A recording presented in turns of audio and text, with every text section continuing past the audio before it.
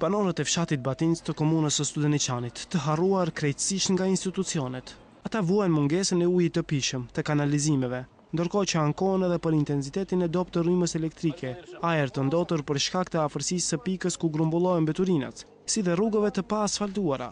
Pamjet që sjell televizioni Alsat ngjasojnë me anën e pestë të botës. Të lodhur nga kjo gjendje, banorët kanë hequr dorë edhe së ankuarit tek organet kompetente. Problemi me ujin, unë që kam marrë të 5 vjetë të kanë, thoshin kjo rrafsha ka pas pak ujë, dhe ka pas, ama këto tërma këto shtëpia, jo. Ama tash unë dalë kretë. Tash, këtaj mujtë Ramazan, të kretari komunës. Këtë ingerencë ka ma shumë kjo vodovod i kanalizacija, a i drejtori, ka ne nuk e kene me të veç mund në ta nkohemi. E faktikisht, kur gja nuk o ba.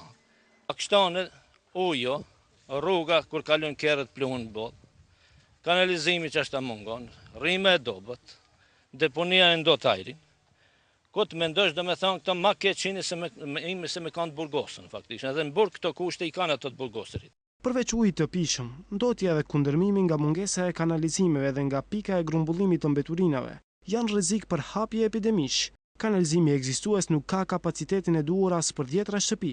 Gjatësinë së verës, porroi që grumbullon derdhjet e kanalizimeve, sjell sëmundje dhe infektime të ndryshme. Pastrimi i tij dhe menjanimi i rreziqeve është i pamundur. E pamundur të bëhet një veprim kaq i madh sepse kjo rrek kanë shumë e madhe dhe ngjitet me një rrek tjetër më poshtë, e cila shtrate edhe i asaj është e njëjtë, sikurse ky kanalizimet të cilat janë vumë, shkaku i mos posedimit kanalizim, janë të futur në rrek dhe kjo depërton deri në rreken Markovarrek. Sigurisht që kanë edhe ato bujqësore, edhe bimët, edhe shtazët që jetojnë në ujë, edhe njerëzit, edhe gjithçka na rrethon këtu, kanë ndotje sigurisht. Rrugët e pa asfaltuara pengojnë qarkullimin dhe punët e përditshme të banorëve. Sezonat e shirave e bëjnë të padeportueshëm fshatin. Asfaltimi i disa prej rrugëve të fshatit ishte premtuar edhe nga kryetari aktual i komunës, por edhe nga ai paraprak. Pluhun sa të dosh, pa asfaltim, pa kur gjo, që tash vjen koha e shkollës. Tu ne kemi të 600 shtëpi piqë këtu të ky rrugë, të nalt, nuk e di unë se sa cull duhet me shku të shkollë, afër 2 kilometre pikë këtu edhe poshtë. Nuk ka as autobus, as kur gjo me i quët cullë të rritë shkolla.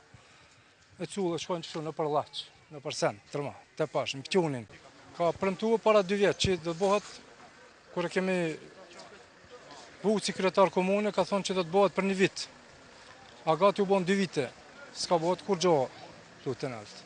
Banorët hankohen për premtime boshe. Shpresa e vetme për ta ishte vizita e ekipit të televizionit Alsat. Ata thanë se në rast të neglizhencës, edhe pas kronikës son, do të dalin në protest për të bllokuar rrugën që çon tek pika e grumbullimit të mbeturinave në Drisllë.